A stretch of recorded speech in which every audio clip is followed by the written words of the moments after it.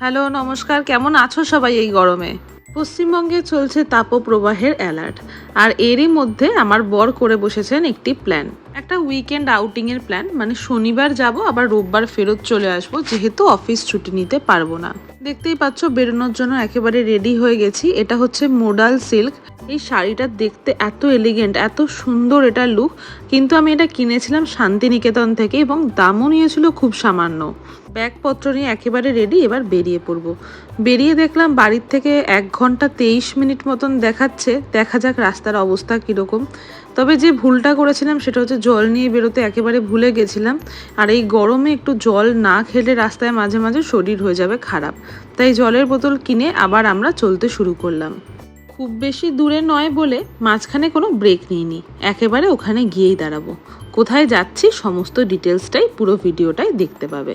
বাসন্তী হাইওয়েতে উঠতেই এত সুন্দর একটা গ্রাম্য পরিবেশের মধ্যে দিয়ে যাওয়ার রাস্তাটা, যে মনটা এখানেই ভরে গেল। আসলে আমাদের চারিপাশে এখন এত সবুজ দেখার অভ্যেসটা তো আর নেই, তাই এতটা সবুজ চোখে পড়লে চোখটাও একটু শান্তিই পায় বটে।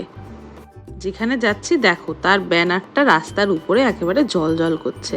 দেখে বুঝতেই পারছো আমরা যাচ্ছি বনবিথি রিসর্টে। বলতে বলতে পৌঁছেও গেলাম। একেবারে গ্রাম্য পরিবেশে গাছগাছালির মধ্যে দিয়ে রাস্তা।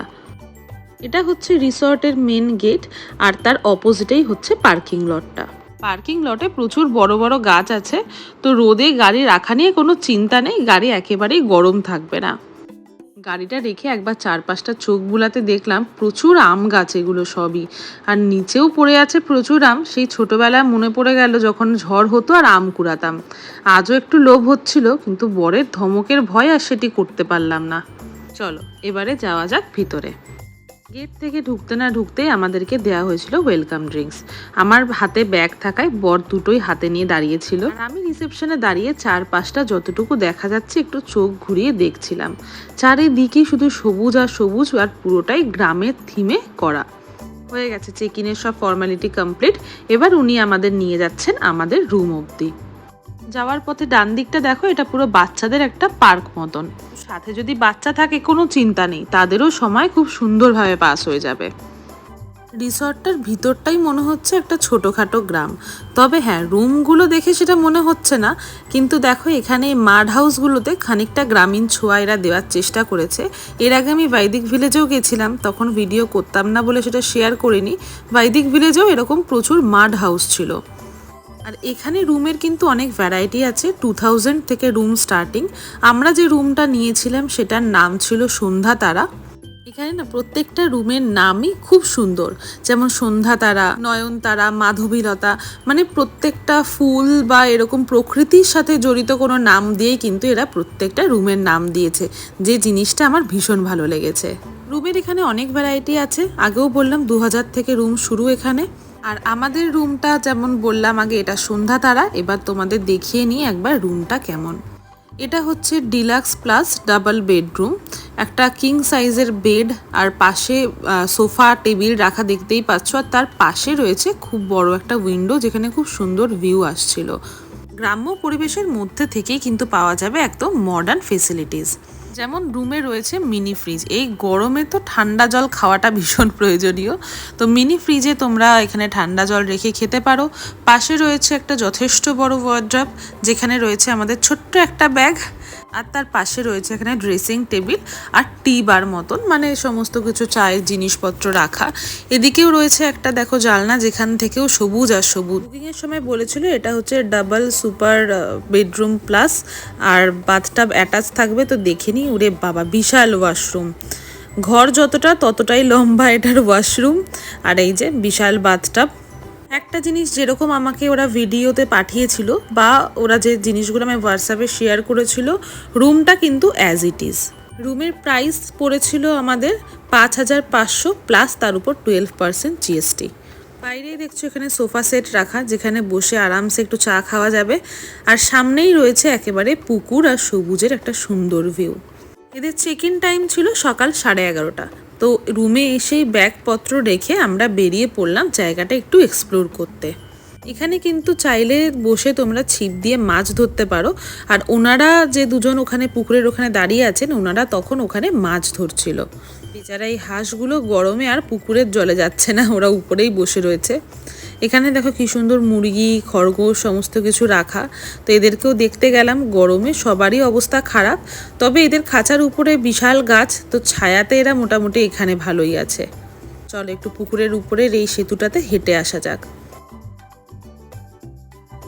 ভিতরটায় মনে হচ্ছে একটু বসারও জায়গা আছে। আর এই মাছ পুকুর থেকে চারপাশটা দেখতে অপরূপ সুন্দর লাগছিল। পুরো জায়গাটাই ঘুরতে ঘুরতে একবার যাব সুইমিং পুলটা কোথায় সেটা দেখে আসতে।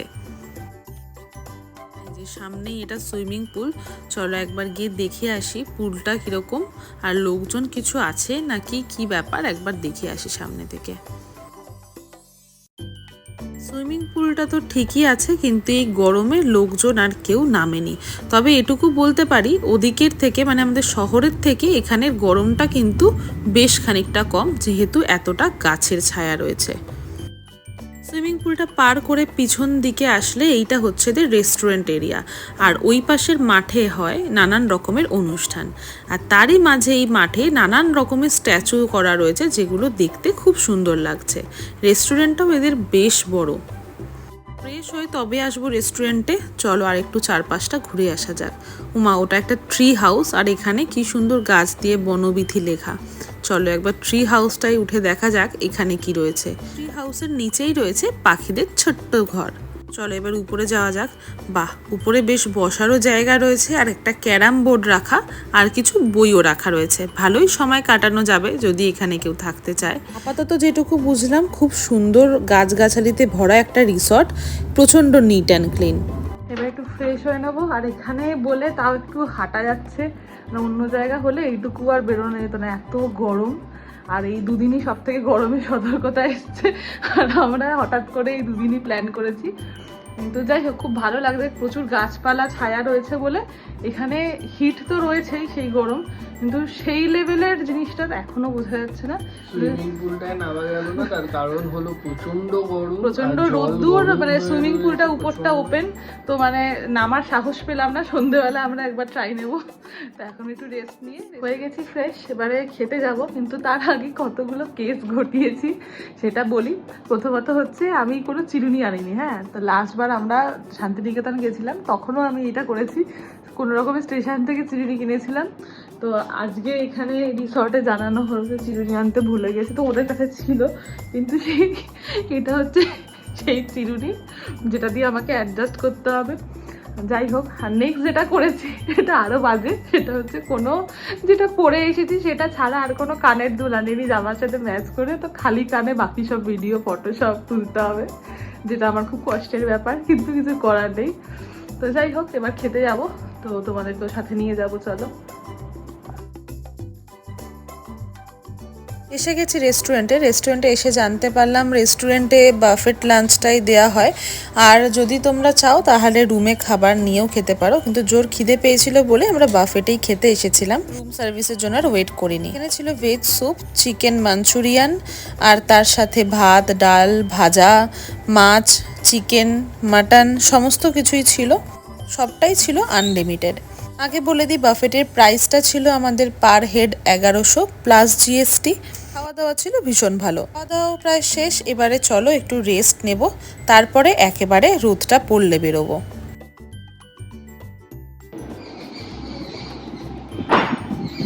সন্ধ্যেটা জাস্ট হচ্ছে, এখনো হয়নি, প্রচন্ড হাওয়া দিচ্ছে। লাইট টাইট জ্বালিয়ে দিয়ে গেল চারিদিকে, খুব সুন্দর লাগছে অলরেডি। আর এই যে এটা আমাদের ঘর, পর্দাটা সরিয়ে রেখেছি, বড় মশাই উঠেছেন, তো খুব সুন্দর লাগছে, দারুণ হাওয়া দিচ্ছে, দারুণ। এটাই তো লাভ, এত সুন্দর এত বেশি গাছ লাগালে এত সুন্দর সুন্দর শুধু হাওয়াই পাওয়া যাবে, আর এসি লাগে না। যা গরম আসছে দিন দিন, প্রচুর পরিমাণে গাছ লাগাতে হবে। আর এই রিসর্টে আর কদিন, এরকম রিসর্টে এসে কতদিন থাকা যাবে, একদিন দুদিন।